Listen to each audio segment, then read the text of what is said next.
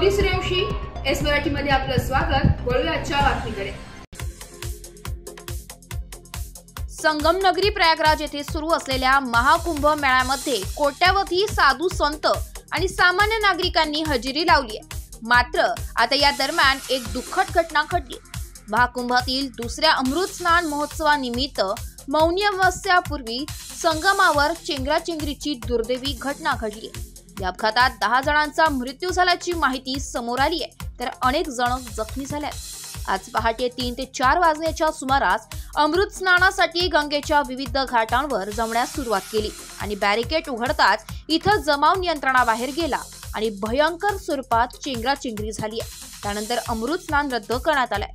महाकुंभ मेळ्यात झालेल्या चेंगराचेंगरीच्या दुर्घटनेनंतर केंद्रीय गृहमंत्री अमित शहा यांनी सुद्धा उत्तर प्रदेशचे मुख्यमंत्री योगी आदित्यनाथ यांच्याशी दूरध्वनीवरून संपर्क साधत घटनास्थळाचा आढावा घेतलाय।